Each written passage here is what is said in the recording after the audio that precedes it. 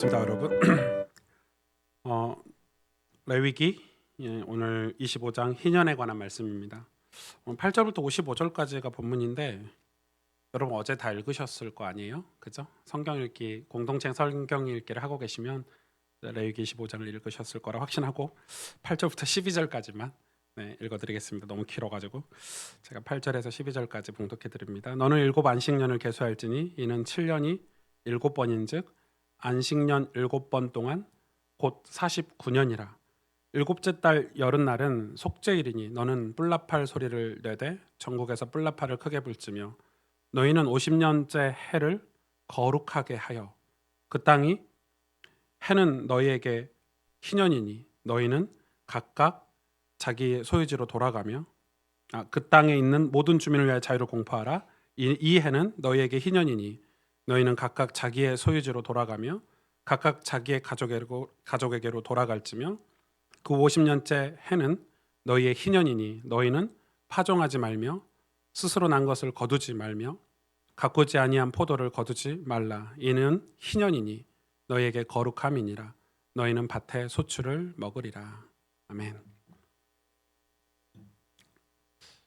그 주일날 설교를 뭐 4-5편씩 똑같은 설교를 하시는 목사님들 계시더라고요. 큰 교회들은 이렇게 막 1부부터 뭐 7부 뭐 이렇게 하시잖아요. 대단하신 것 같아요. 네, 막 입이 꼬이고 막 이렇던데 저는 그래 오예배 때 제 막 목이 좀 쉬고 이렇게 막 입이 발음이 좀 안 좋은 거 좀 이해를 해주시면 좋을 것 같아요. 오늘 희년 공동체라는 제목으로 여러분하고 말씀을 나누려고 합니다. 이 제가 개척하기 전에 한참 전이죠. 개척하기 한참 전에 이제 목사일 때, 목사 안수를 받고 목사일 때, 제가 그때 이제 뭘 경험을 했냐면 되게 공허함을 좀 경험을 했어요. 뭐 의학적으로 우울증일 수도 있겠지만 뭐 그것까지는 아닌 것 같고 약간 공허함, 허전함, 그 공허함에 뭐가 동반돼 있냐면 두려움 이런 것들이 동반된 것들을 한동안 제가 되게 많이 겪었어요. 그걸 제가 여러분에게 이야기하는 거는 그게 조금 심각했었어요. 되게 공허하다 이런 걸 많이 느꼈고 그때 예를 들어서 뭐 저희 와이프하고 조금 다툴 때 보면 내가 이 집에 필요 없나? 뭐 이런 생각이 좀 들기도 하고 어디 사라져야 되나? 이런 생각이 들 정도로 자존감도 이렇게 이 바닥을 칠 때가 있었던 것 같아요. 근데 되게 근데 그때가 어떤 때냐면 오승주 뭐 이러면 저 친구 되게 열심히다. 엄청 성실하다 이런 거 있죠. 아마 또 심지어는 저 친구 실력 있어. 무슨 일을 맡겨도 다 잘해. 뭐 이런 소리 들을 때거든요. 얼마나 바빴냐면 이 집에 일주일에 이틀, 3일 이렇게밖에 못 들어갔어요. 한번 집에서 나오면 일주일 내내 일이 많으니까 뭐 천안 갔다, 서울 갔다, 뭐 인천 갔다, 그리고 광주 갔다, 뭐 이렇게 살았을 때니까. 여러분 엄청 열심히 하고 성실히 했는데 왜 공허하고 허전했을까요? 방향이 달랐겠죠. 뭔가 문제가 있었겠죠. 여러분 문제가 없으면 그렇지 않을 거거든요. 뭔가 문제가 있었겠죠. 사실 저와 여러분 이 그리스도인이라고 하면 하나님의 백성, 구원받은 백성이라고 하면 우리는 이 복음 전하는 삶을 사는 게 맞아요. 그게 정답이고 그게 꼴이에요. 우리 인생의 꼴이에요. 그런데 저는 진짜 오랫동안 복음을 전했거든요. 흔히 말하는 전도를 했단 말이에요. 그런데 제가 그때 그 경험을 하면서 뭘 느꼈냐면 그리고 개척 전이죠. 개척 전에 뭘 느꼈냐면 내가 복음 전할 준비가 안 된 거 아닌가 이런 생각이 좀 들었었어요. 내가 복음 전할 준비가 안 됐다. 여러분 전 복음을 엄청 잘 전했죠. 복음을 엄청 잘 전했는데 복음 전할 준비가 잘 안 된 거 아닌가 이런 생각을 제 마음에 하게 됐어요. 사실 이 영접 메시지도 엄청 하고 영접 초청도 많이 하고 또 많은 교회로 연결도 해주고 이렇게 사역을 했지만 제 신앙은 굉장히 공허하고 허전했던 아주 아이러니한 그래서 내가 의도하지 않은 이중 생활도 하게 됐고 그러니까 내가 밖에서 하는 사역들과 행동들과 내 마음이 이렇게 틀린 거죠. 그 마음을 감추기 위해서 사역을 이렇게 더 열심히 했던 것도 있는 것 같아요. 제 속마음을 들키지 않기 위해서. 근데 그때는 제 마음을 들키면 엄청 창피하고 엄청 부끄럽다는 걸 알기 때문에 제 마음을 거의 공개하지 않았던 것 같아요. 여러분 신앙이 성숙해야 되는데 늘 제자리 걸음이고 있죠. 사실 저는 이 신앙이 진짜 뜨거울 때가 이제 신학교 다닐 때였는데, 신학교 다닐 때 신앙이 너무 뜨거울 때는 제가 이런 생각이 들었었어요. 나는 30대가 되고 40대가 되면 이 완전체가 돼 있을 것 같은.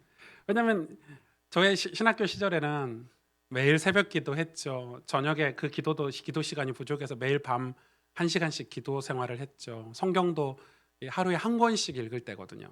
이렇게 뭐 베드로 전서, 후서 하루에 한 권씩 읽을 때니까 얼마나 충만했겠어요. 그래서 저의 목회자 생활, 제가 목사가 돼서의 삶은 거의 뭐 퍼펙트하지 않을까, 뭐 이런 기대감을 가지고 있었는데, 막상 목사가 되고 나서는 그게 아니더라고요. 어, 메시지를 많이 들었어요. 그리고 그 메시지를 남들에게 잘 전했던 것 같아요. 그런데 정작 예수님의 실체가 내 삶에는 없는, 뭐라고 표현하기 어려운데, 여러분 교회 안에 수많은 대학생들, 젊은이들, 똑똑한 분들 되게 많죠. 전문인들 되게 많아요. 교회 안에는 요즘 같은 건 뭐 대학원 나오신 분들도 너무 많고 다 똑똑하고 스스로 굉장히 엄청나게 똑똑한데, 제가 느낄 때 정작 예수님은 잘 모르더라는 것입니다. 목사인 저도 예수님의 실체가 제 삶에 없었던 경험을 했기 때문에, 예수님이 왜 죽으셨는지 부활하셨는지 다들 대충은 압니다. 대충은 아는 거예요. 이런 거죠. 설교 들을 때는 아는 거예요. 교회 와가지고 설교 들을 때는 아멘 하는 거예요. 그러나 삶에 돌아가서는 그 실체가 없는, 마치 이런 거예요. 여러분 학원 다녀보셨죠? 뭐 수학학원 갔어요. 수학학원 가면 수학 선생님들이 칠판에 문제 풀이 해주잖아요. 그럼 다 이해하죠. 맞아 이러면서 막 적어요. 집에 와서 그 문제 풀려고 하면 풀립니까? 안 풀려요. 영어 선생님이 막 가르쳐주면 뭐 5형식, 뭐 4형식, 3형식 가르쳐주면 수업 들을 때는 이해하지만 집에 와서 막상 그거 알려고 하면 이해가 안 돼요. 어떻게 되죠? 예습하고 복습해서 내 것으로 소화를 해야 내 것이 되는데, 근데 수업 듣고 그냥 마는 거죠. 그럼 평생 내 것이 될 수가 없죠. 마치 그런 것처럼 설교 들을 때는 예수님이 맞아 살아계셔, 하나님이 역사하시지, 이렇게 되는 것 같은데 내 자신과 아무런 상관이 없고, 그 예수님으로 인한 어떤 기쁨, 어떤 환희, 어떤 감사, 이런 게 없는 거죠. 전도를 잘하는 사람, 전도를 많이 하는 사람들도 진짜 예수님이 좋아서 전도하는 사람은, 정말 예수님이 실체로 내 삶에 있어서 전도하는 사람은 예수님이 높아지고 예수님으로 인해서 내 자신이 어떠하든지 상관이 없어야 되거든요. 그런데 전도를 잘하는 사람들도 환경이 바뀌거나 어떤 전도를 열심히 했는데 어떤 내 삶에 어떤 응답이라는 게 안 왔다고 해서 변질되는 경우를 너무 많이 봤어요. 그리고 하다 말아버려요. 그건 예수님의 실체로 전도한 게 아니잖아요. 진짜 예수님이 내 삶에 감사와 기쁨, 어떤 환희로 실체라면은 그렇게 전도를 안 하겠죠. 그래서 제가 그때 개척 전인데, 제가 교회를 개척하면 이렇게 목회를 해야지 하고 결단한 게 있어요. 그 중에 하나가, 첫 번째가, 제가 이 교회의 주인은 하나님이다. 철저하게 이 교회의 주인은 하나님이다. 목사가 주인이 돼서는 안 된다. 그 누구도 교회의 주인 노릇을 할 수. 여러분 이게 당연한 건데 당연히 교회 주인은 하나님이시죠. 우리는 다 알고 있지만 그거를 행동하고 실천해야 되겠다, 이렇게 생각이 들었어요. 다들 목사님들이 교회 주인은 하나님이야 하지만 교회 행정이라든지 교회를 실제로 이끌어갈 때 보면 목사가 주인이거나 어떤 이 기관들이 주인인 경우가 많죠. 그래서 제가 교회 주인이 하나님이라는 증거로 제가 목회를 하면서 몇 가지 결단을 하는 행정적인 절차들이 있어요. 예를 들어서 저는 교회 헌금에 관여하지 않겠다. 그건 엄청난 결단이에요. 지금은 이제 완전히 제 마음이 그렇지 않지만, 개척 초기에는 교회 예산을 살펴보지 않겠다. 이 말은 무책임하게 살펴보지 않겠다가 아니라 성도들의 헌금 내역을 살펴보지 않겠다. 그거를 법적으로 우리 교리로 교리가 아니죠. 정관으로 제정을 해놨어요. 그래서 제가 이렇게 들여다 볼 수가 없어요. 집사님, 간사님 누가 헌금 얼마 했는지 좀 내역 좀 뽑아오세요, 이렇게 말할 수가 없어요. 뽑아주질 않아요. 정해버렸기 때문에. 작은 저한테는 실천이었어요. 이 교회 주인은 하나님이다. 그리고 제가 결단하고 다짐한 게 뭐냐면 성경을 가르치고 성도님들이 성경을 읽도록 해야 되겠다. 교회를 개척하면 하나님이 보내주신 성도들로 하여금 성경을 읽도록 성경으로 신앙생활하도록 도와줘야 되겠다. 그래서 교회를 개척하면서 저는 교회 안에 다른 프로그램들은 필요가 없다고 생각했어요. 그러나 한 가지 제가 만든 프로그램이 훈련이 있는데 그게 바로 바이블 스쿨이죠. 어떻게 하면 왜냐하면 어른들이 성경을 안 읽고 있다는 사실을 알게 됐고 실제로 많은 성도들이 성경을 읽지 않고 그냥 목사님이 전해준 메시지의 요약본을 들고 신앙생활하는 여러분 메시지의 요약본을 들고 응급처치하듯이 무슨 문제만 있을 때마다 요약본을 쳐다보는 신앙생활은 여러분 옳지 않죠. 그 말은 우리가 성경을 통해서 성경 안에 계시는 예수님은 하늘 보좌에 계시지만 성경 안에 계시거든요. 우리 입장에서는 성경 안에 이렇게 갇혀져 있다 이 말이 아니고 그 안에 가둬놨다 이 말이 아니고 예수님은 성경 안에 계세요. 그거를 요약본으로 우리가 뭐 이렇게 그게 아니라 그 성경을 마주하고 그 성경 속 진리 대신 예수 그리스도 구원의 진리를 만날 수 있도록 도와야 되겠다. 그래서 제가 여러분을 지난 5년, 6년간 개척해오면서 진짜 많이 꼬시고 있는 거죠.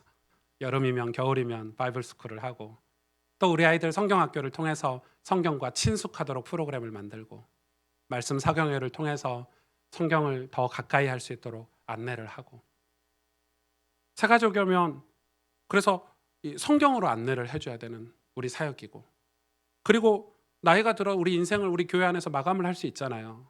연세가 들고 어른이 되고 나중에 천국을 입성할 때 그러면 사랑하는 성경책, 사랑하는 책 성경을 읽고 그거를 우리 자녀들과 교회 우리 다음 세대들에게 전해주고 갈 수 있는 그런 아름다운 이 교회 문화를 만들고 주고 싶었어요. 그게 저의 다짐이었어요. 그래서 어떻게 하면 이 성경을 실제로 읽게 해줄 수 있을까? 행함을 외면하면서 믿음이라고 하는 세대예요. 지금은 전부 다 이 정보화 시대이기 때문에 인터넷 같은 거 이렇게 쳐가지고 많이 알고 있는 것 같은 착각이 드는가 봐요. 그런데 뭔 없죠? 행함은 없어요. 저는 수도권에서 진짜 많은 사람들을 만나고 사역을 하고 있잖아요. 다들 엄청나게 신앙이 좋은 것처럼 많은 지식들, 많은 머릿속에 가지고 있는 내용들이 있지만 예수님이라는 실체는 없는 모습을 너무 많이 봤어요. 너무 많이 봤어요. 행함이 없어요. 성경을 여는 행함이 없고 여러분 내가 예수님을 사랑합니다. 주님을 사랑합니다. 이거는 사랑이 아니죠. 그건 말이에요. 내가 주님을 사랑합니다는 사랑의 행위가 따라가야 돼요. 내가 주님을 알고자 하고 주님과 가까워지려고 하고 사랑하기 때문에 주님을 알려주는 성경책을 읽으려고 하고 그게 사랑합니다예요. 전 주님 사랑하죠. 해놓고 내 삶은 세상을 사랑하고 주님을 사랑하지 않는 행위를 한다면 그거는 야고보 사도가 이야기한 것처럼 행함이 없는 믿음은 죽은 믿음이다. 영혼 없는 육신이 죽은 것처럼 행함 없는 믿음은 죽은 믿음이다라고 얘기하는 게 그거예요. 여러분 많은 이 청년들 젊은이들이 요즘 이 한국 사회에 전부 말뿐이에요. 여러분 다 뒤에 숨어가지고요 말뿐이에요. 뭐 이런 거 있죠. 연예인들 대기업 아니 뭐 회사 뭐라고 그래요? 이 기업을 운영하는 사람들에게 막 댓글 같은 거 써요. 왜 돈도 많으면서 어려운 사람에게 기부 안 하냐면서. 좀 이해가 안 가요. 당신들은 기부를 안 하거든요. 당신들 어려운 사람을 돕지 않아요. 그러면서 남이 어려운 사람, 나보다 조금 더 가지고 있는 사람이 기부를 안 한다고 그걸 비난하고 비판하고 그게 한국 문화가 돼버렸어요. 연예인들을 비판하는데 다 그런 악성 댓글들 보면 자기는 그렇게 안 하면서 남은 하길 바라는 아주 못됐어요. 행함이 없는 거예요. 교회를 사랑한다? 교회를 사랑한 적 없으면서 남한테 얘기하는 거예요. 남 탓하는 거예요. 다 말뿐이에요. 뒤에서 뭐 교회 문제는 이렇고 교회가 이런 부패했고 여러분 교회가 문제가 있고 부패했고 교회를 사랑한 사람은 어떻게 하죠? 그 문제 속에 부패 속에 들어와서 해결하려고 하겠죠. 사랑하니까. 저는 그래요. 그거 해야 되는 게 사랑이에요, 진짜. 저에게 있는 공허함들, 허전함들 아무리 이것으로 채워지지 않더라고요. 저 그때 진짜 사역을 많이 하니까, 강의를 많이 다니니까 이 강의료도 진짜 많이 받았거든요. 젊을 때 강의료 엄청 받았어요. 교회 사례보다 더 받았어요. 외부에서 받는 강의료. 그래도 그게 채워지지가 않더라고요. 여러분, 그 어떤 것들로 제 친구 칭찬해 주는 것도 채워지지가 않아요. 제 일 잘한다. 일 끝나고 나면 더 공허해요. 알게 됐어요. 그때 제가 진짜 위로받았던 거는 아침에 시편 한 장 읽는 거, 저녁에 잠언 한 장 읽는 거. 제가 그때 그 어둠의 터널을 지나고 뚫고 지나왔던 저의 그 주님이 나를 손잡아 주신 그게 뭐냐면 아침에 시편 한 장 읽는 거, 저녁에 잠언 한 장 읽는 거였어요. 그걸 놓치지 않았어요, 저는. 그게 내가 예수님 만나는 이 통로였고 예수님 만나는 방법이었어요. 여러분, 삶이 분주하고 수많은 유혹들이 내 주변에 깔려 있을 때 아침에 시편 한 장 읽는 게 얼마나 힘든 일인 줄 아십니까? 믿음이 쌍글이 다 사라지고 마음이 공허하고 허전할 때 저녁에 잠자기 전에 잠언 한 장 읽고 잔다는 게 얼마나 고달픈 일인 줄 아십니까?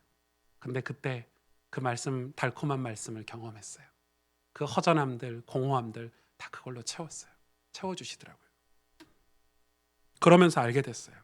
성경 속 하나님의 사랑이 내 마음에 채워졌고, 성경 속 천국이 내 삶에 이입됐고, 성경 속 구원의 기쁨과 감사가 회복이 되더라고요. 그래서 뭐가 딱 깨달아졌냐면, 맞아, 나의 주인은 하나님이구나. 내 인생의 주인은 하나님이구나. 내가 왜 공허하고 허전한가 봤더니 내가 내 주인 노릇을 하고 살았구나. 그러고 딱 깨달아지니까, 그때 믿어지고 깨달아지니까 행복이 그냥 밀려오더라고요. 눈물이 나고 감사하고. 여러분, 오늘 이 레위기에 뭐라고 하나님이 이 근간에 안식년, 안식일, 오늘 희년까지 우리에게 주시는 메시지가 뭐냐면, 이 땅의 주인 하나님이라는 거거든요. 신약에 넘어와서 이 땅은 뭐예요? 우리 마음이에요. 우리 육신이에요. 여러분, 땅은 이 흙, 실제 이 지구라는 흙일 수도 있겠지만, 성경에서 이 땅은 이스라엘 백성이 가나안 땅, 애굽 땅, 광야 땅, 이 땅은 우리 인생이란 말이에요. 우리 인생의 주인이 누구냐 이 말이에요. 지금 하나님이 철저하게 그거 물어보고 계시는 거예요. 네 마음의 주인이 누구냐 이거예요. 그걸 맘대로 살았으니 얼마나 공허해요. 내 주인은, 내 마음의 주인은 하나님이구나. 이거 고백하기 시작했거든요. 이게 아니면 여러분, 신앙은 늘 제자리 걸음이에요. 신앙이 절대 성숙해서 세상에 빛이 되고 소금이 되는 거 바랄 수 없게 되겠죠. 오늘 이 안식년에 이어서 희년에 관한 설교인데, 사실 제가 이번 주에 희년에 관한 이 설교를 준비하면서 너무 좋았어요. 저 이렇게 행복하게 설교 준비를 할 수도 있구나. 제일 바쁜 한 주였는데, 희년이 이런 거구나. 하나님의 그 오묘한 뜻들이, 그 하나님 우리를 사랑하시는 그 작업들이, 그 일하심들이 느껴지니까 얼마나 감사한지, 얼마나 우리를 사랑하시는지, 그걸 이 희년을 통해서 알게 됐어요. 제가 여러분에게 표현은 다 할 수 없겠지만, 오늘 25장은 제가 다 읽지 않았지만 오늘 집에 가서 꼭 다시 읽어보시고, 이 제도를 우리에게 주신 이유들을 오늘 하나하나 다 설명을 할 거예요. 자, 희년은 무엇이냐? 희년은 기쁠 희자의 기쁨의 해잖아요. 기쁨이 있는 1년인 거예요. 희년은 그 히브리어로 요벨이라고 해요. 요벨은 기쁨이란 단어가 아니고 무슨 뜻이냐면, 이 수양의 뿔, 그러니까 그 양각 나팔 있죠. 수양의 뿔로 만든 나팔, 이렇게 무 부는 나팔이 요벨이에요. 그러니까 희년이라는 단어는 우리가 신약에 와서, 그리고 요즘 시대에 와서 이 단어를 따르게 붙인 거지, 원래 희년의 단어는, 원래 원어는 그냥 나팔인 거예요. 그러니까 하나님이 이 희년이란 제도를 만드시면서 이 제도 이름을 나팔이라고 지으신 거예요. 왜 나팔일까? 조금 이따 설명할게요. 근데 이 요벨이라는 단어에서 뭐가 나왔죠? 영어로 파생된 게, 그게 주빌리예요. 주빌리. 발음이 안 좋아서 못 알아. 주빌리 뭐죠? 축제, 이 환희, 이런 뜻이잖아요. 우리가 이런 찬양도 있죠. 옛날 찬양인데 뭐 주빌라 때 이러죠. 찬양하라, 환호하라 이런 뜻이거든요. 환호해라 이런 뜻이에요. 그러니까 이 주빌리가 어디서 나왔냐면 이 요벨에서 나온 단어예요. 그러니까 이 뿔이 뿌하고 불 때 언제 부는 거예요? 기쁠 때 부는 거예요. 자유를 선포하고 기쁨의 해, 하나님이 축복하실 때 부는 모든 백성에게 기쁨을 알리기 위해서 이 양각나팔을 불거든요. 그게 기쁨인 거예요. 거기서 기쁨이란 단어가 나오고 축제, 환이란 단어가 나왔어요. 그런데 오늘 본문에 보니까 이 희년 제도를 하나님이 디테일하게 여러 가지를 말씀하셨는데 그중에 몇 가지만 제가 추려서 중요한 것들만 안내를 해드릴게요. 첫 번째는 토지를 원 주인에게 돌려주라는 거예요. 근데 이 희년이 언제죠? 77에 49. 여러분 그 안식년을 7번 지내는 마지막 해. 그러니까 여러분 6년간 땅을 경작을 하고 한 해를 쉬잖아요. 안식년 그거를 7번 반복하고 그 다음 해 50년째 되는 해가 희년이에요. 7이라는 숫자는 완전수예요. 성경에서. 희년은 완전한 걸 얘기해요. 안식년의 완성을 얘기해요. 이 안식은 예수님이라면 희년은 이 예수님으로 인해서 완성이 됐다는 뜻이에요. 완전해졌다는 뜻이에요. 이 희년에 뭘 명령하셨냐면 하나님이 땅을 원래 주인에게 다 돌려주라는 거예요. 이거는 배경이 굉장히 중요해요. 지금 같으면 원래 주인이 어디 있어요? 지금은 적용을 할 수 없는 제도예요. 그러나 그때는 그게 가능해요. 왜냐하면 가나안 땅을 12지파에게 공평하게 하나님이 분배해서 주셨기 때문에. 이해가 되시죠? 하나님이 이스라엘 백성을 출애굽시켜서 애굽에서 종되었던 이스라엘을 건지셔서 광야 땅에서 새롭게 리뉴얼하시고 훈련하셔서 가나안이라는 땅, 약속의 땅, 예수님이 오실 땅, 가나안 땅을 통해서 하나님 나라의 모형을 보여주시고 이방인에게 기쁨의 소식을 전하도록 특별히 선택한 이스라엘 땅, 그 땅을 12지파에게 공평하게 분배하셨어요. 그러니까 베이스가 그건 거예요. 근데 이 사람들이 살다 보니까 50년 동안 49년 동안 살다 보니까 어떤 사람이 농사를 잘 못해가지고 빚을 질 수도 있고 어떤 사람은 뭐 도박을 하다가 뭐 집문서를 팔 수도 있고 별일이 다 있었을 거 아니에요. 그러다 보니까 50년 49년쯤 지나다 보니까 누구는 땅을 많이 가지고 있고 누구는 다 빼앗겨서 오히려 땅도 없는 오히려 남의 집에 가서 일을 하는 종이 되었다는 거예요. 근데 이 50년째 되는 해에 그걸 다 원상복귀시키는 제도예요. 누가 좋겠죠? 종이 좋은가요? 땅을 다 잃어버린 사람이 좋을까요? 저는 아니라고 생각해요. 다들 그렇게 설교하시더라고요. 아니요.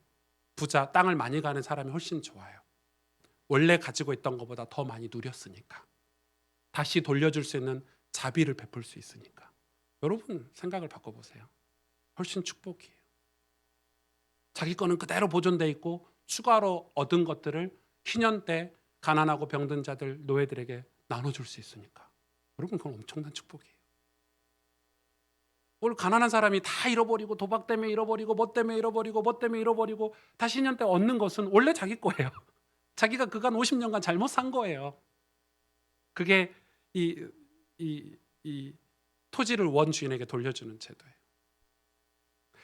또 하나 뭐죠? 고엘 제도라고 있었어요. 29절에 30절에 보니까 고엘 제도. 이 고엘은 물러주다 이거예요. 그러니까 이제 이런 거예요. 급한 마음에 집을 팔았어요. 예를 들어서 급한 마음에 집을 저당 잡히고 땅을 저당 팔았는데 이거 다시 물려줘. 그 무르기 제도를 하나님이 희년 제도 안에 넣어 놓으셨어요. 이런 거 있죠. 우리가 막 급하게 제가 돈이 없으니까 내 양복이라도 주운전사야 나 이거 가져가고 나 한 10,000원만 빌려주라. 그런 거. 10,000원 빌렸는데 이 옷을 다시 물려올 수 있는 거 10,000원을 갚아주고 주운전사가 못 돼가지고 다시 20,000원 주시면 드릴게요. 뭐 이렇게 할 수는 없죠. 그렇게 하지 말라는 거예요. 그런 무르기 제도도 있었다는 거. 그리고 가난한 자를 위한 제도예요. 희년 제도는. 그거 한번 읽어보실래요? 35절에서 38절에 이게 25장 35, 38절에 이렇게 기록하고 내 형제가 가난하게 되어 빈손으로 내 곁에 있거든 너는 그를 도와 거류민이나 동거인처럼 너와 함께 생활하게 하되 가난하면 함께 생활하래요. 너는 그에게 이자를 받지 말고 내 하나님을 경외하여 내 형제로 너와 함께 생활하게 할 것인즉 너는 그에게 이자를 위하여 돈을 구워주지 말고 이익을 위하여 내 양식을 구워주지 말라. 그냥 주라는 거죠. 그냥 주고 그대로 돌려받으라는 거죠. 나는 너희의 하나님이 되며 또 가나안 땅을 너희에게 주려고 애굽 땅에서 너희를 인도하여 낸 너희의 하나님 여호와니라. 아주 중요한 얘기를 하고 있죠. 이 가난한 자들에게 이 자비를 베풀라는 거예요. 이자를 받으려고 더 많은 걸 유익을 위해서 돈을 빌려주고 이러지 말고 가난한 자를 원상복귀시킬 수 있도록 그런 이 제도를 만든 거예요. 그리고 39절 43절에는 종, 노예. 여러분 종이 있어요? 종이 있을 수가 없죠. 왜? 똑같이 땅을 분배해서 12지파에게 똑같은 삶을 시작하게 했는데 종이 왜 생겼을까요? 49년 동안에 종이 생겨날 거를 아신 거예요. 누군가는 돈을 쓰다가 흥청망청 쓰다가 돈을 다 잃어버리고 집도 다 팔고 땅도 다 팔고 이제는 없으니까 남의 집 가서 일을 해야 먹고 살 수 있을 정도의 삶이 피폐해진 거예요. 남의 집 가서 일을 해야 돼요. 그게 종이잖아요. 그게 노예잖아요. 남의 집 가서 일을 했는데 하나님이 이 희년 때 너 집으로 돌아가 종을 원래 가족으로 원래 집으로 돌려보내주라 이렇게 명령하고 있어요. 그런데 여기서 얼마나 하나님 디테일하시냐면 종에게 돌아가라고 희년 때 이제 다 풀어줘. 원상복귀 시켜줘. 그러면은 1년부터 종이었던 사람은 50년간 종이었겠고 30년 때 종이었던 사람이 20년간 종이었겠잖아요. 뭐 20년간 종살이 하다가 이제 풀어놔서 집으로 가려고 하는데 돌아갈 집이 없어. 돌아갈 곳이 없어. 가서 돈 벌어서 먹고 살 만한 능력이 안 돼. 그러면은 오늘 하나님은 그래요. 그런 사람은 다시 종으로 있을 수 있도록 본인이 선택하라는 거예요. 좋은 주인이라면. 좋은 주인이라면. 기가 막히죠. 이런 법들을 만들어 놓으셨어요. 그래서 한마디로 얘기하면 공동체 안에 불평등한 관계를 전부 회복시키는 제도가 희년 제도였어요. 그래서 지금도 전 세계 많은 나라들이 자기 나라의 자기 국가나 공동체 모델을 이 희년 제도를 삼으려고 하는데 할 수 있을까요? 없어요. 이 성경 25장의 희년 제도대로 살자면 진짜 축복될 것 같아요. 다 회복이 되고 50년만 좀 고생하면 다 회복이 되고 그런 거예요. 제가 지난주 설교 안식년 할 때 조금 실수한 게 있는데 6년 동안 일하고 마지막 안식년 때 그 땅에서 나는 음식을 먹는다 했는데 그건 좀 잘못된 설교였어요. 제가 성경이 정확히 살펴보니까 마지막 6년째 소출을 2배로 주신대요. 하나님이 안식년 때 그 소출로 먹을 수 있도록. 그러면 희년은요? 희년은 2년을 쉬어야 돼요. 그쵸?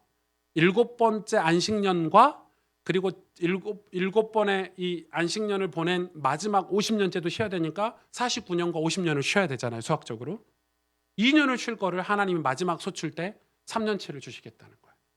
얼마나 주시냐? 넉넉하게 주셔서 가난한 자와 병든 자와 나눠 먹을 수 있도록 주시겠다는 거예요.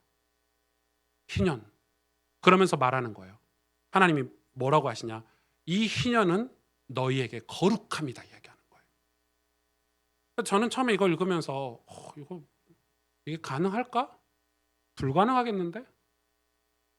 그리고 역사 자료를 찾아보니까 놀랍죠. 이 희년이 이스라엘 민족 역사뿐만 아니라 전 인류 역사상 한 번이라도 지켜진 적이 있을까요? 없을까요, 여러분? 단 한 번도 없어요.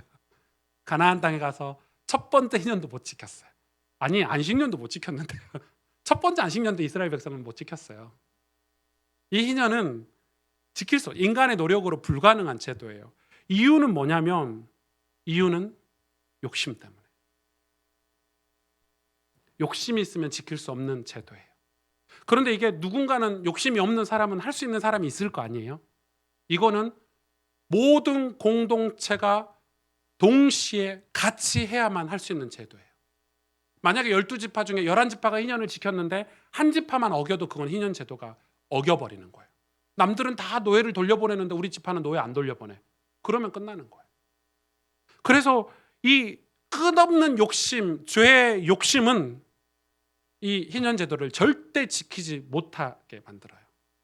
그래서 놀랍게 이스라엘 백성은 첫 희년도 지키지 못했어요. 첫 희년 때 오히려 우상을 섬겼으니까 땅의 우상을 섬겼어요.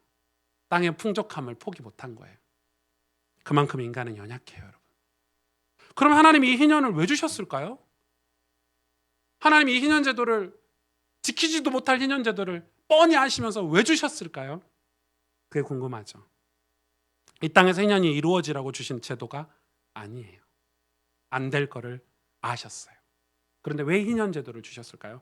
물론 이 희년 제도를 구약에 살펴보니까 룻기나 어떤 이 특수한 그 하나님의 역사가 성령이 충만하고 어떤 하나님이 회복의 때 이 부분적으로 지킨 적은 있어요. 부분적으로 땅을 돌려주고 뭐 이렇게 노예를 풀어주고 이런 제도들. 예를 들어서 이런 거예요. 이스라엘 백성이 우상을 섬기고 하나님을 멀리하고 나서 어떻게 됐죠? 바벨론의 포로가 됐어요. 아수르의 포로가 되기도 하고 강대국들의 포로가 됐어요. 그러면 자기들이 그동안 모았던 것들, 자기가 그동안 쌓아놨던 것들 다 뺏겼죠. 성은 다 허물어 버리고 심지어 이름도 개명했어요. 바벨론, 아수르 이런 나라들이. 우리 일제시대 때 우리 이름 개명하듯이 싹 뺏어갔어요. 그냥 다 죽이고 뺏어가고 포로가 됐어요. 그때 이스라엘 백성이 정신 차린 거예요. 하나님밖에 없구나. 왜냐하면 자기들의 능력으로는 그 포로에서 벗어날 길이 없어요. 다시 하나님 기회를 주시면 다시 하나님을 섬기겠습니다. 그때 하나님이 선지자들을 세우셔가지고 하나님이 그때마다 말씀을 전하는 느헤미야 같은 사람을 세워서 포로에서 어떻게 됐죠? 해방시키셨어요. 놀랍게. 그래 뭐라 그래요? 너희 땅으로 돌아가 성전을 재건하고 하나님 말씀을 다시 듣고 낭독하고 그 말씀대로 살아. 그게 희년이에요.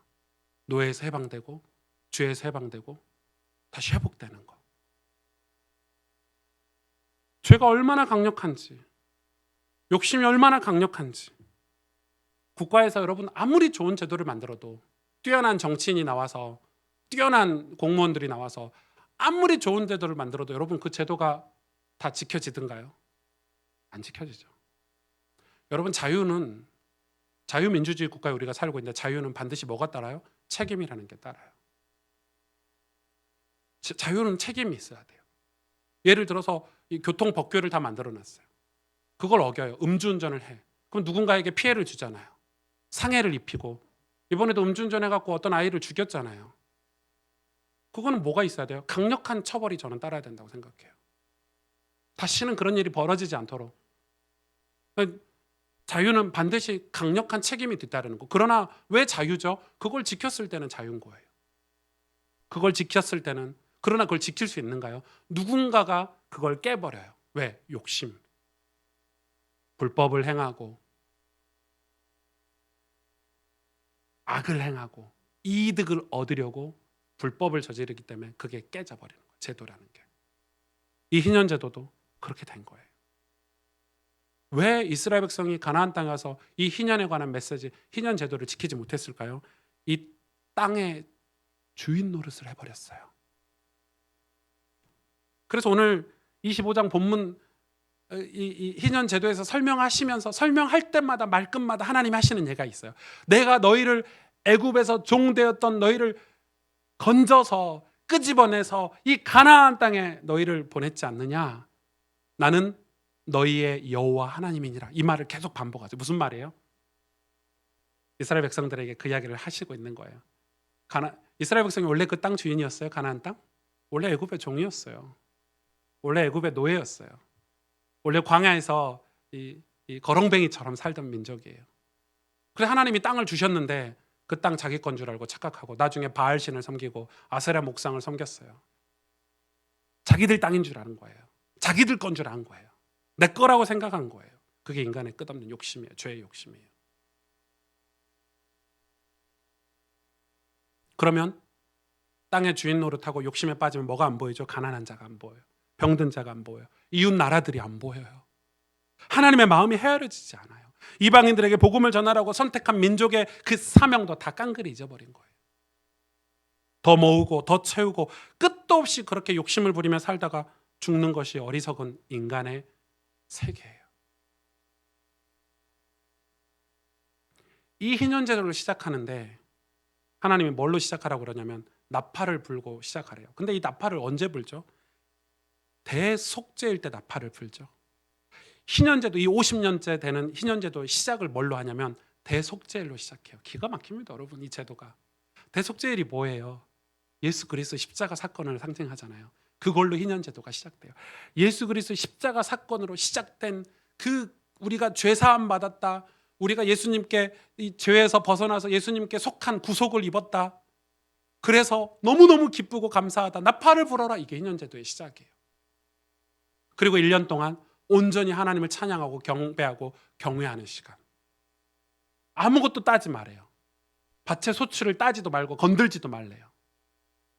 너희는 이때 하나님을 바라보고 즐거워하고 기뻐해야 돼. 너희가 종에서 벗어났잖아. 노예에서 벗어났잖아. 이 모든 것을 하나님이 주셨잖아. 그리고 뭐라고 그래요? 자유가 공포됐다는 상징이에요. 각각 자기의 소유지 고향으로 돌아가고 자기 가족에게 돌아가도록 자유를 허락해 주셨어요. 노예들이, 종들이 전부 자기 고향, 자기 가족에게 돌아가도록 자유를. 본인들 스스로 의지적으로 단 한 번도 지키지 않았지만 이스라엘이 포로가 되었을 때, 전쟁의 포로가 되었을 때 기적처럼 고국으로 돌아가고 성전으로 다시 돌아가고, 그렇게 희년을 하나님이 설명하신 구약의 역사들을 볼 수 있는 거예요. 희년은 무엇인가요, 여러분? 오늘 희년의 진짜 이 희년의 내용은 무엇인가요? 하나님을 떠나 죄인이 되어서 쫓겨난 인간. 쫓겨났잖아요. 하나님 땅에서 쫓겨났어요. 에덴 동산에서 쫓겨났어요. 에덴 동산은 뭐예요? 하나님이에요. 하나님에게서 쫓겨났단 말이에요. 그런 인간이 죄의 나라에서 죄의 종노릇하고 살아가잖아요. 세상의 종노릇하고 살아가잖아요. 거기서 우리를 건지시고 구속하시겠다고, 그래서 예수 그리스도를 보내시는, 안식년마다 예수 그리스도를 설명하고 완성된 날, 예수 그리스도를 통해서 우리가 완전히 자유함을 입은 날, 그게 희년이에요. 어떤 혹자들은, 신학자들은 이 희년이 우리가 죽어서 천국 가는 게 희년이다, 이렇게 설명돼요. 틀린 말은 아니지만 저는 그거보다 조금 더 넓은 범위의 희년을 지지해요. 그게 뭐냐면 우리는 이 땅에서 희년을 경험하는 거예요. 영적으로 진짜 예수님의 실체를 만나고 정말 예수 그리스도를 통해서 우리가 자유함을 입는 거예요. 죄에 대해서 자유하고 세상에 대해서 자유하고 끝없는 욕심에게서 자유할 수 있는 희년. 여러분, 예수님을 진짜 만나면 희년을 경험하게 돼요. 그때는 완전 다른 삶을 살게 돼요. 내 인생의 주인이 하나님이시구나. 신앙이 성숙해버리는 거예요. 내 마음의 주인이 아버지 하나님이시구나. 하나님이 이 모든 걸 나에게 주셨구나. 내가 남은 인생은 이방인들에게 예수의 복음을 전하고 예수님의 좋은 소식을, 구원의 소식을 전하며 사는 거구나. 그렇게 인생이 뭐가 되죠? 셋업이 되는 거예요.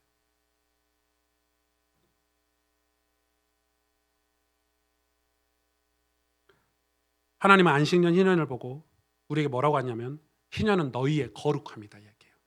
희년이 거룩함이래요. 누구예요? 우리에게.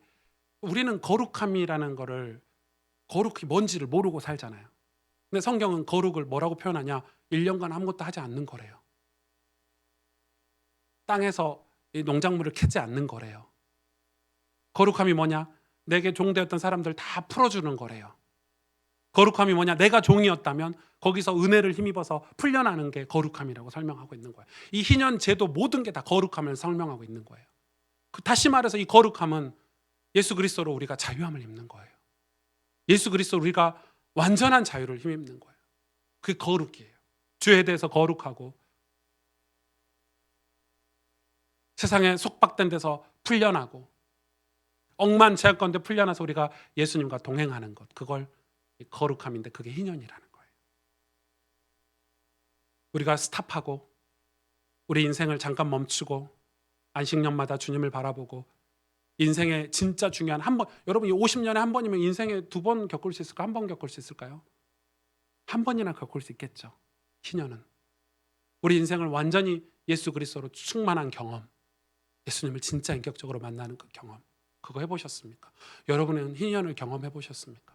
여러분은 희년을 마주해 보셨습니까? 거룩함은 교회를 잘 다니는 게 아니에요. 헌금을 많이 하는 게 아니에요. 전도를 많이 하는 것도 아니에요. 거룩함은 예수로 사는 거예요.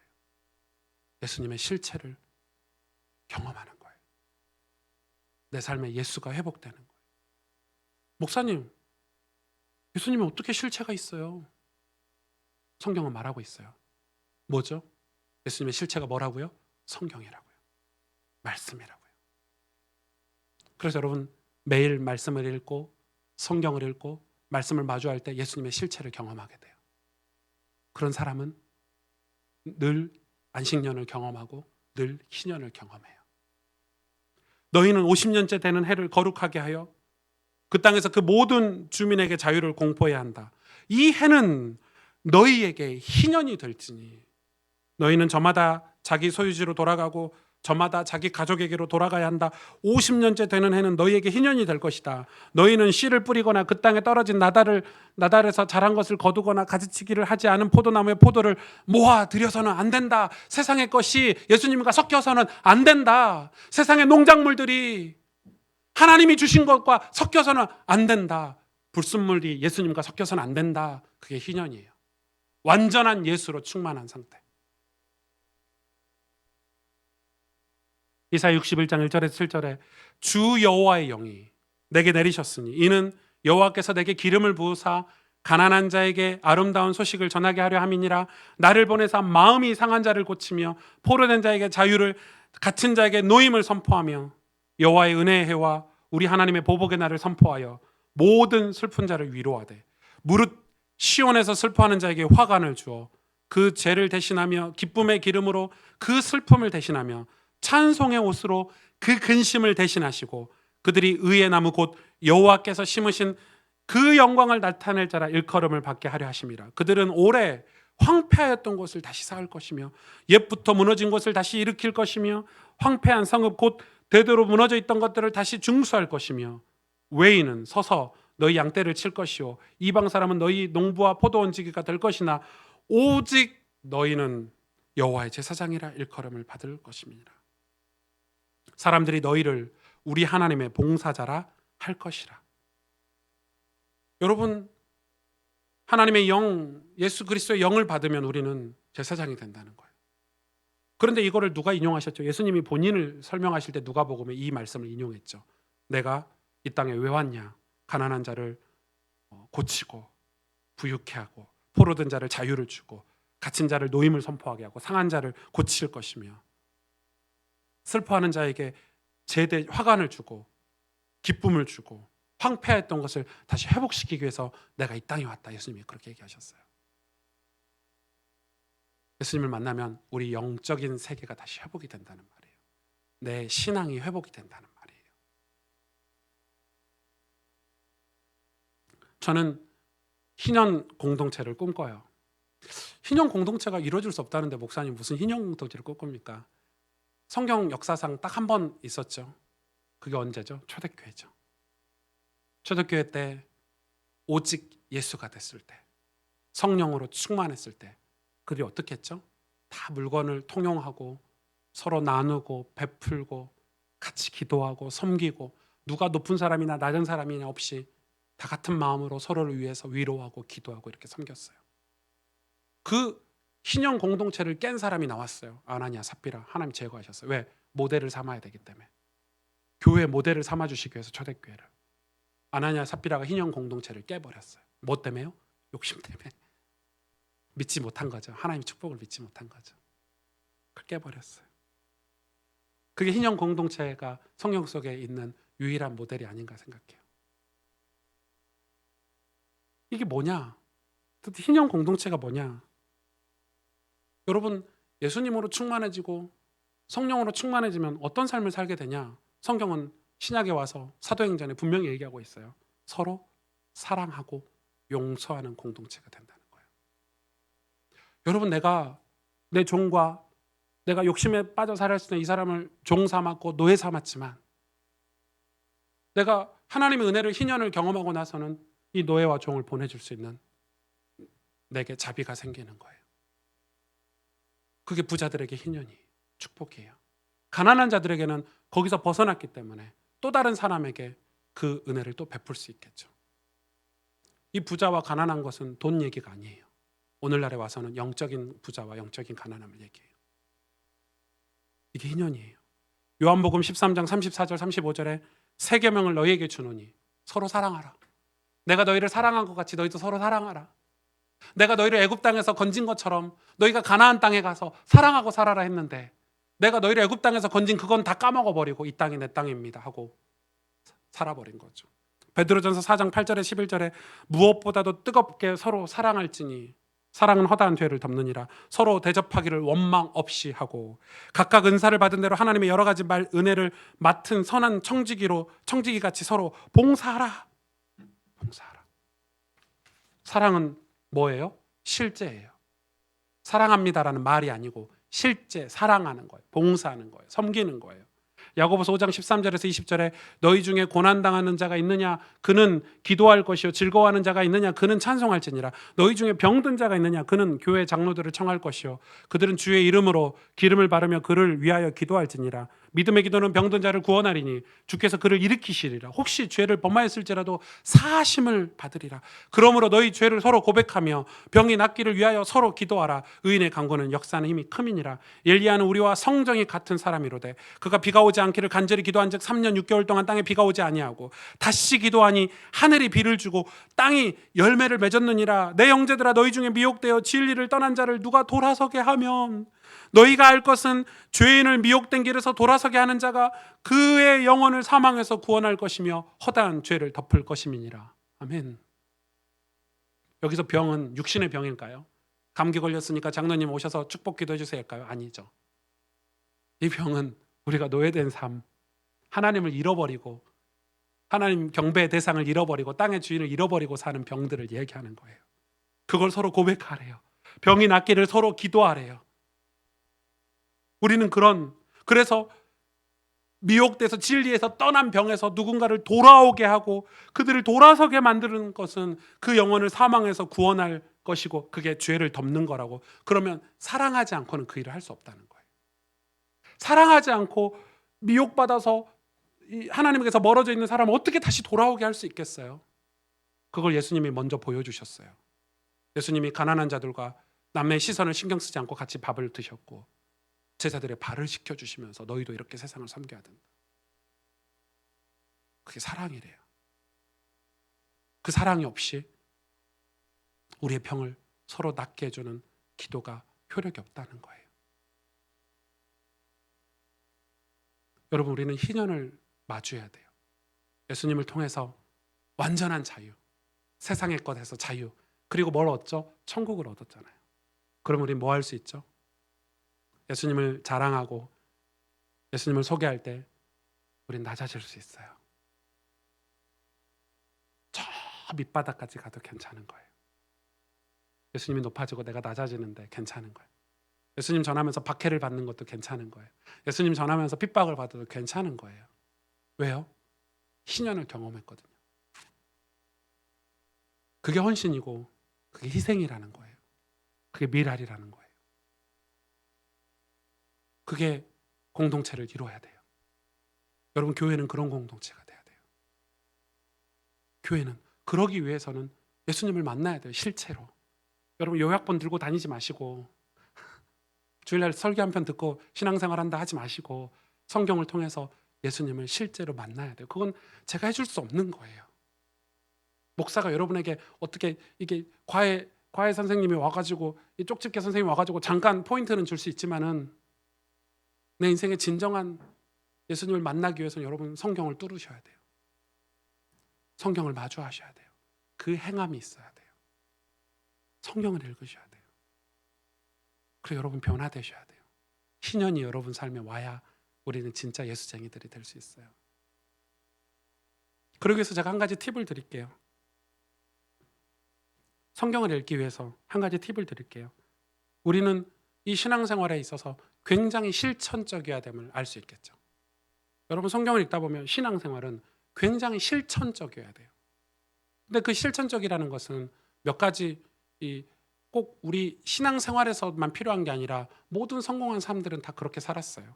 작은 것부터 시작했어요. 다시 말해서 작은 것을 헛되게 여기지 않았어요. 여러분 보석 중에서도 다이아몬드가 제일 비싼데 다이아몬드가 제일 작아요. 다이아몬드 큰 거 보시면 크면 가치가 떨어져요.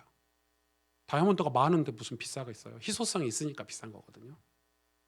작은 일이 헛된 것처럼 여긴다면 여러분 성공된 삶을 살 수가 없어요. 매일 성경을 펼쳐서 성경 한 장에 읽는 게 헛되다고 생각되신다면 여러분 인생은 하나님 앞에 쓰임받을 수가 없어요. 우리는 작은 것을 헛되게 생각하는 세상 문화 속에 살아요. 크고 많이 가진 거를 축복이라고 생각하는데 그렇지 않아요. 사실 성공한 사람들은 보이지 않는 삶 속에서 작은 일들을 해요. 반복해서 지속해서. 그거 할 수 있어야 돼요. 그러나 그 작은 일이라고 다 좋은 건 아니에요. 그 작지만 헛되지 않은 일을 찾아야 돼요. 가치 있는 일이어야 돼요. 작은 일이라도 가치 있는 일을 계속할 때 그게 내 것이 되고 실력이 되는 거예요. 그리고 그 일을 하다 보니 문제를 만나고 반드시 어려운 환경이나 특별한 상황, 그걸 못하게 하는 상황들을 마주하게 돼요. 그럼 어떻게 해야 돼요? 포기하게 되겠죠. 많은 사람들은. 성경을 읽는데 성경 읽었더니 우리 집이 더 가난해졌어. 성경 읽었더니 잘 풀리던 사업이 잘 안 풀려. 그럴 수 있다니까요. 성경 읽었는데 목회가 갑자기 잘 안 돼. 그럴 수 있다니까요. 어떻게 해야 되죠? 그걸 뚫고 지나갈 수 있도록 매우 구체적이고 사실적이고 실제적인 결단을 해야 되는 거예요. 여러분 하나님 앞에 쓰임받은 사람들은 다 그게 있었어요. 확고한 믿음이 있었어요. 나는 평생 주일학교 선생님 할 거야. 제가 계속 그 비유를 드는 게 그 비유가 제일 쉬우니까. 나는 매일 성경을 읽을 거야. 나는 하나님 말씀을 늘 청종하고 살 거야. 나는 이 땅에 신실한 그리스도인으로 살 거야. 여러분 이런 결단들이 있어야 돼요. 그게 없으면 우리는 당장 문제, 상황, 환경을 만나면 스탑해버리죠. 그래야 열매를 맺을 수 있어요. 여러분 우리는 이 희년의 축복을 받아야 돼요. 여러분 희년이 여러분 삶에 다시 새롭게 회복되기를 원해요. 진짜 예수님을 만나셔야 돼요. 예수님으로 여러분 그 구원의 감사, 기쁨이 다시 회복되기를 원해요. 찬송하면서 사는 삶이 회복되길 원해요. 여러분 우리 그거 경험 안 한 지 너무 오래됐지 않아요? 예수님 때문에 너무 신나고 내가 예수님 만나서 내 마음에 있는 모든 것들이 다시 새롭게 되어서 내 아내와 내 자녀들에게, 내 남편에게, 우리 가족들에게 갑자기 제사장이 되는 거예요. 친절하고 사랑하고. 와, 어떻게 저런 삶을 살 수 있지? 어떻게 저런 마음가짐을 가질 수 있지? 예수님 때문에. 그게 희년이에요. 전 그걸 꿈꿔요. 초대교회가 그렇게 했잖아요. 오늘날에도 하나님은 우리에게 기름을 부으셔서 그 일을 하게 하신다고 하셨어요. 내 영을 부어서, 기름을 부어서 가난한 자에게 회복을 주시고 포로된 자를 풀어주시겠다고 약속하셨어요. 무너진 성읍을 다시 재건하시겠대요. 우리의 신앙을 다시 재건하시겠대요. 예수님을 만나는 것, 마주하는 것, 희년이에요. 기도하겠습니다.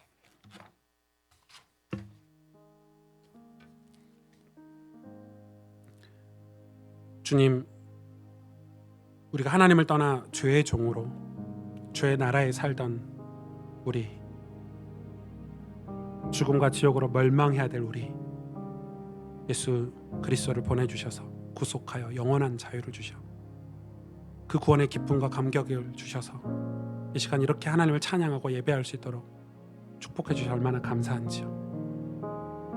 천국에 입성할 수 있는 그 놀라운 축복을 주셔서 너무너무 감사하고 매일 기쁨으로 살아야 되는데, 그런데 우리는 이스라엘 백성처럼 애굽에서 노예 생활하던 그들을 건져서 가나안에 입성해서 땅을 주고 경작하게 하고 나라를 이루어서 이웃 나라들과 열방 가운데 주의 복음을 전하라고 선택하셨음에도 불구하고 그들은 그 기쁨을 잊어버리고 그 감사와 감격을 잊어버리고 땅의 우상을 섬기고 살던 것처럼 혹시 우리도 그 구원의 감사를 잃어버리고 기쁨을 잊어버리고 세상의 것 추구하고 살고 있지는 않는가요? 죄의 유혹을 이기지 못하고 끝없는 욕심으로 살고 있지는 않는가요?